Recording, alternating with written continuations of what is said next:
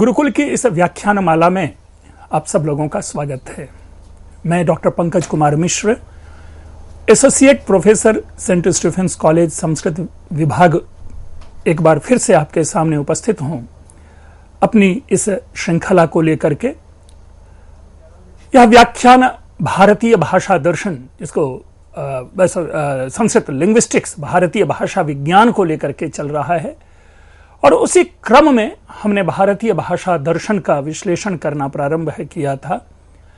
और यह यात्रा चलते चलते आज हम लोग जो अर्थ के विनिश्चायक तत्व हैं, अर्थात जो हम बोलते हैं, यदि हम संस्कृत भाषा की दृष्टि से बात करें, इस भाषा के शब्द के जो अर्थ ग्रहण करते हैं, उस अर्थ का विनिश्चायक कौन होता है, अर्थात अमुक शब्द का अमुक अर्थ ही होगा, इसका निश्चय हम कैसे ग्रहण करते हैं, इस विषय में यह परिचर्चा चल रही है। और तदनुसार हमने वाक्यपदीय की कारिका आपके सामने प्रस्तुत की थी। भर्तृहरि के द्वारा जो बतलाए गए 14 विनिश्चायक तत्व हैं, सहायक तत्व हैं अर्थ ग्रहण में, उनका उल्लेख किया था। और वह प्रसिद्ध कारिका है संयोगश्च विप्रयोगश्च साहचर्यम विरोधिता अर्थम प्रकरणम लिंगम शब्दस्यान्यस्य सन्निधि सामर्थ्यमौचिति देशः कालो व्यक्तिः स्वरादयः शब्दार्थस्यानवच्छेदे विशेष स्मृति हेतवः। तो यह इस प्रकार इस कारिका के माध्यम से कुल 14 तत्व का परिगणन हम पाते हैं कि भर्तृहरि ने किया है, कि जिनकी सहायता से, जिनके उपयोग से हम उन शब्दों का अर्थ ग्रहण करते हैं। यह भी जानना आवश्यक है कि ये जो सहायक तत्व होते हैं, हम इसे या तो अपनी डायरी या अपनी किसी दैनंदिनी में साथ लेकर के नहीं चलते, बल्कि ये जो जीवन यात्रा है, उस जीवन यात्रा से जो प्राप्त अनुभव और ज्ञान है, उसके आधार पर ये तत्व हम लाते हैं। जैसे किसी शब्द का अर्थ किसी भिन्न शब्द के संयोग से हम ग्रहण करते हैं, किसी भिन्न शब्द के बिना ही उस शब्द का अर्थ हो जाता है। तो तदनुसार ये जो 14 तत्व हैं, ये है संयोग, विप्रयोग, साहचर्य, विरोधिता, अर्थ, प्रकरण, लिंग, अन्य शब्द की सन्निधि, सामर्थ्य, औचिति को ही हम औचित्य भी कहते हैं, एप्रोप्रिएटनेस, देश, स्थान विशेष, काल, समय विशेष, व्यक्ति और स्वर। लेकिन एक साथ एक बार फिर से हम इस पर ध्यान लें कि यह आवश्यक नहीं कि यह केवल और केवल ये 14 तत्व ही हो सकते हैं। भर्तृहरि ने अपने ज्ञान, अपने अनुभव के आधार पर इन 14 विशेष तत्वों को यहां पर हाईलाइट किया है। लेकिन और भी कई भिन्न तत्व हो सकते हैं जो हमें उस अर्थ के ग्रहण करने में सहायक होते हैं। हम लोगों ने लिंग तक इसे समझने का प्रयास किया था, हमने जाना था, और उसके बाद के जो 7 तत्व हैं, उन 7 तत्वों का परिगणन अभी हम लोग करते हैं, और उसके बाद उन 7 तत्वों को बखूबी समझने का प्रयास करते हैं। तो मित्रों, शब्द है जो 8वां अपना तत्व है यहां पर, वह है अन्य शब्द की सन्निधि। सन्निधि शब्द, जैसा कि हम लोग जानते हैं, सामीप्य, और सन्निधि शब्द आप लोगों ने वाक्य के लक्षण में और वाक्य के विश्लेषण के क्रम में न्याय दर्शन और साहित्य दर्पण में आपने अवश्य ही पढ़ा होगा, जहां पर आकांक्षा योग्यता सन्निधि मताम पदानाम समूहः वाक्यम कहा गया। इसी सन्निधि को आसक्ति भी कहते हैं, ठीक है, जो क्लोज प्रॉक्सिमिटी होती है। तो ये सन्निधि से देखते हैं कि कैसे अर्थ निकलता है। अब उदाहरण के लिए देखिए, एक शब्द है मधु। मधु का सामान्य अर्थ है, मधु हम आप जानते हैं, जो एक विशिष्ट मक्खी के द्वारा बनाया गया जो मधुर तत्व है, जो हम आप ग्रहण करते हैं, हनी इंग्लिश में कहते हैं मधु। तो इसको समझने में कोई विशेष नहीं है। लेकिन देखेंगे कि इसी मधु के साथ अगर किसी अन्य शब्द को लगा देते हैं, मधुशाला, तो सामान्य अर्थ तो मधुशाला का क्या हो गया, सामान्य अर्थ मधुशाला का हुआ जहां पर शराब आदि पिए जाते हैं, जहां पर उनकी व्यवस्था होती है। लेकिन चूंकि मधु है तो मधु का अर्थ यहां शराब नहीं है। शाला शब्द की सन्निधि से वह मधुशाला उस विशेष अर्थ का द्योतक हो गया। इसी प्रकार मधुमास, मधुमास वसंत ऋतु, ये आज का समय है, इस समय को कहा जाता है। तो मधुमास अगर हम लोक व्यवहार में ले तो जैसे गांधी नेहरू ये दो शब्द हैं। गांधी एक भिन्न उपनाम है, नेहरू एक भिन्न उपनाम है। या किसी अन्य के भी उपनाम हो सकते हैं, कई भिन्न के भी उपनाम हो सकते हैं, सामान्य के भी उपनाम हो सकते हैं, विशिष्ट के भी उपनाम हो सकते हैं। लेकिन जब गांधी और नेहरू ये दोनों शब्द जब एक साथ मिल जाते हैं, ठीक, तो एक विशिष्ट अर्थ का द्योतक बन जाता है। यानी गांधी आवश्यक रूप से वहां पर मोहनदास करमचंद गांधी होंगे, नेहरू आवश्यक रूप से वहां पर जवाहरलाल नेहरू होंगे। तो गांधी नेहरू शब्द अन्य शब्द के सानिध्य से इन दोनों शब्द के हम विशिष्ट अर्थ ग्रहण करते हैं, और जो विशिष्ट अर्थ से मतलब है जो उस प्रसंग विशेष में ग्राह्य अर्थ हो। आप जरा देखें राधा कृष्ण, अगर राधा कृष्ण शब्द मात्र पे हम अपने आप को केंद्रित करें तो हमें हमारे भारत के जो द्वितीय राष्ट्रपति हैं सर्वपल्ली डॉक्टर राधाकृष्णन, उसकी ओर भी इशारा हो रहा है राधा कृष्ण शब्द से।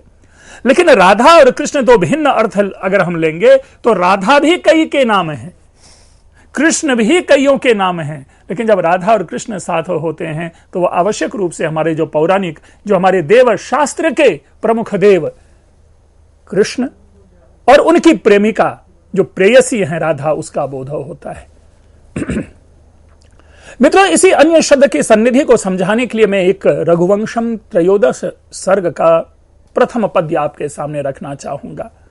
वह पद्य है अथात्मनम शब्द गुणम गुणज्ञ पदम विमानेन विगाहमान रत्नाकरम वीक्ष्य मिथ सजायाम रामाभिधानो हरिरित्युवाच।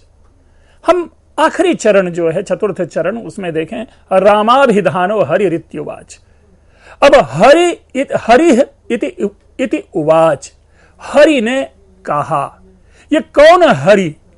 तो अब हरि शब्द के कई अर्थ हो सकते हैं। हरि का अर्थ सिंह भी है, हरि का अर्थ भगवान विष्णु भी है। लेकिन जैसे ही वहां रामाभिधानो शब्द लगता है, यानी राम अभिधान का राम नामक विष्णु, राम नामक हरि, तो जैसे ही राम शब्द हरि के साथ वहां जुड़ता है तो हरि शब्द का अर्थ हमें ग्रहण क्या होता है? विष्णु। तो इस प्रकार, और जैसा हमने कहा कि हम साथ में या हाथ में लिख करके नहीं चलते कि इस जगह पे इस शब्द का क्या अर्थ है, बल्कि उस समय हमारी बुद्धि में, हमारे अनुभव, हमारे ज्ञान के आधार पर, उस सन्निधि के आधार पर हमने शब्द का अर्थ ग्रहण किया। इसी प्रकार सामर्थ्य। अब सामर्थ्य क्या है? वैसे सामर्थ्य का अर्थ किसी की क्षमता है। इसी को हम भाषा वैज्ञानिक रूप में अगर कहें, भाषा विज्ञानी की दृष्टि से कहें, तो यहां पर सामर्थ्य का जो विशिष्ट अर्थ है वो कारणता। मधुना मत्तः कोकिलः। अभी हमने मधु शब्द का अर्थ लिया है, और मधु का अर्थ है शराब, मधु का अर्थ है वहां हनी। अब यहां देखिए, जहां पीछे जो भी हमने अर्थ लिया मधुशाला या मधुमास के प्रसंग में, लेकिन यहां मधुना मत्तः कोकिलः देखिए कि कोकिल यानी एक विशिष्ट पक्षी, वसंत ऋतु में कूजने वाली एक विशिष्ट पक्षी कोकिल यानी कोयल मत्त है, मस्त है। किससे? मधुना। अब यह मधुना शब्द का अर्थ क्या होगा? हनी से तो है नहीं, क्योंकि कोयल जो मधु है वो मधुपान करता नहीं कोयल। तो फिर मधु शब्द का अर्थ क्या होगा? मधुर शब्द का अर्थ यहां पर ये जो वसंत मौसम है, इस यहां पर उसके कारण से कोकिल जो है मस्त है, कोकिल जो है मत्त है, बेसुध है। अर्थात इस मौसम का इतना अधिक उनके ऊपर प्रभाव है कि कोकिल अपने धुन में ही मानो कूजती रहती है। तो उस मधुमास के कारण जो जो जो कोकिल है, उस कोकिल में जो मत्तता का कारण है वो क्या है? मधु यानी मधुमास। यह ऋतु वसंत ऋतु, इसीलिए हमें कोयल की आवाज सुनाई पड़ती है। मित्रों, जब हमने पीछे अभी अन्य शब्द की सन्निधि कहा था, तो मधु के साथ एक और अगर हम मधु कैटभ कर दें तो फिर देखिए कि अन्य शब्द की सन्निधि से भिन्न अर्थ हो जाते हैं, और मधुकैटभ हमारे जो पौराणिक शास्त्रों में जो राक्षस है, उस राक्षस के रूप में मधुकैटभ नाम आता है।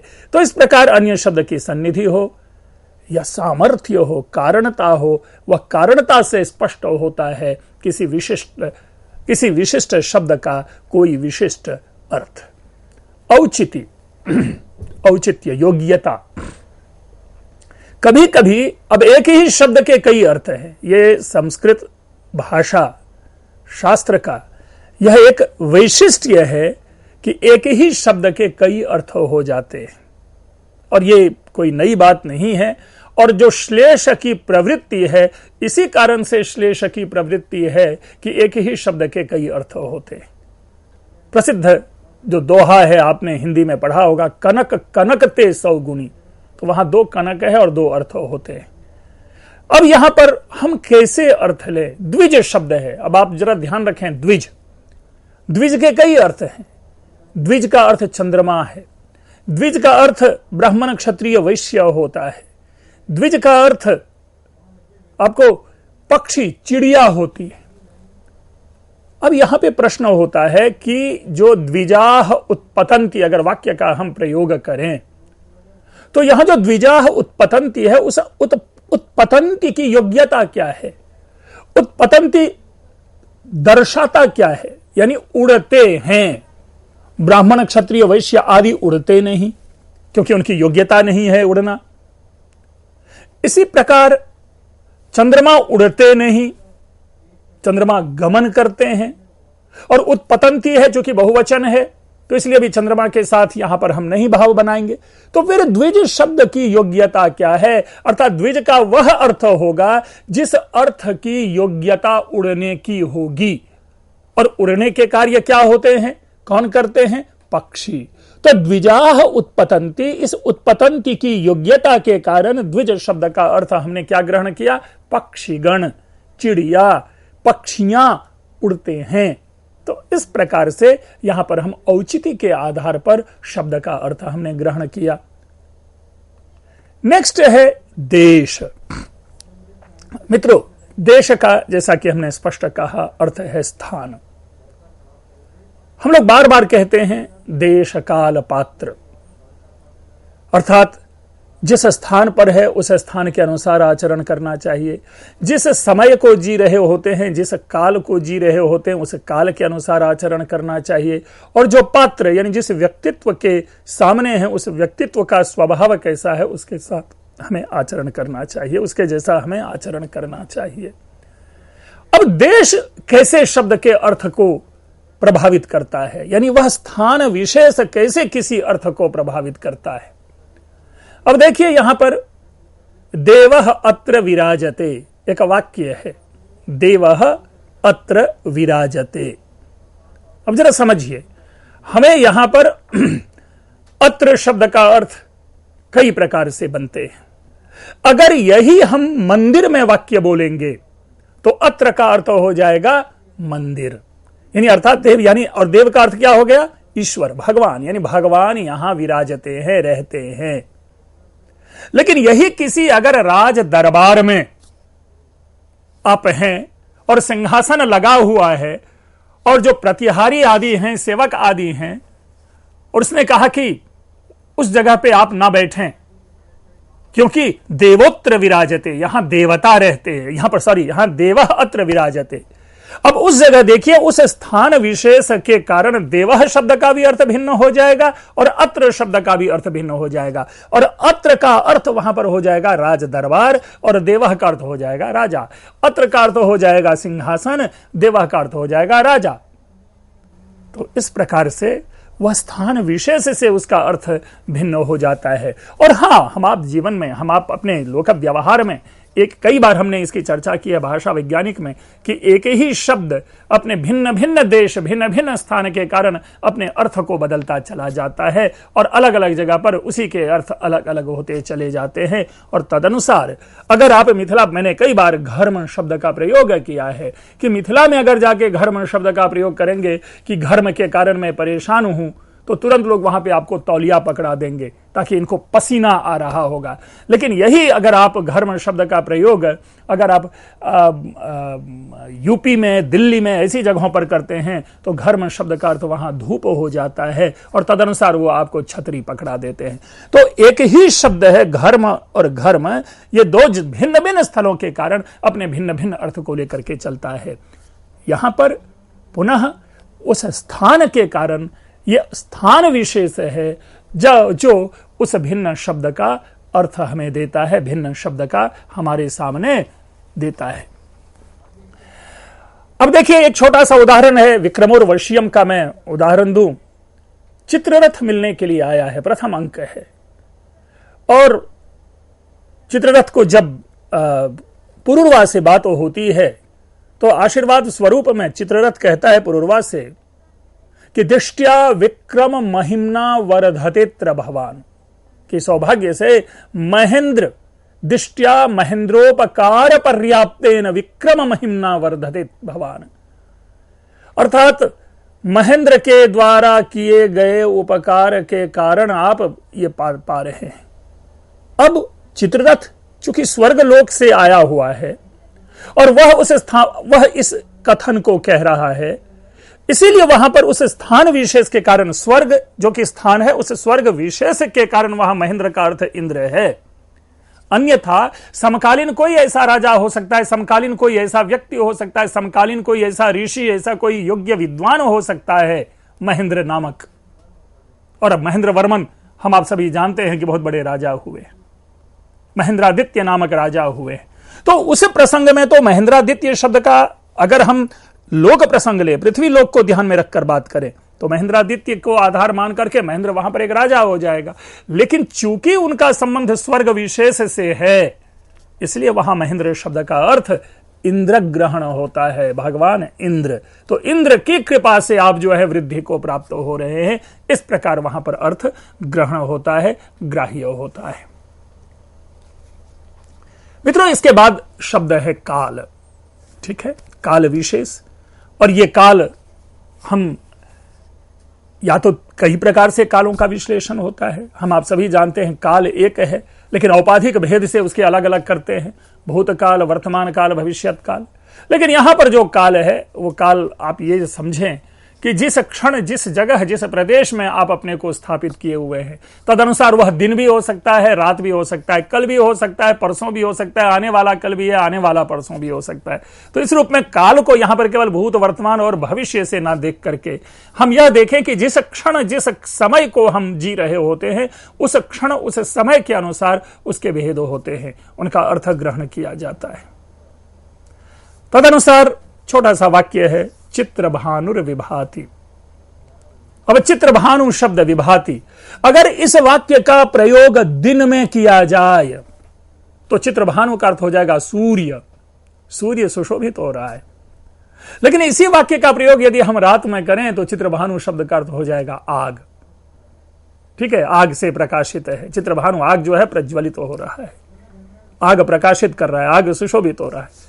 तो देखिए, दिन और रात, लेकिन शब्द एक है, न लिंगात्मक भेद है, न वचनात्मक भेद है, न कोई स्पेलिंग में कोई अंतर है, लेकिन शब्द एक है, चित्रभानु। दिन में प्रयोग करने से सूर्य, रात में प्रयोग करने से उसी का अर्थ अग्नि हो जाता है।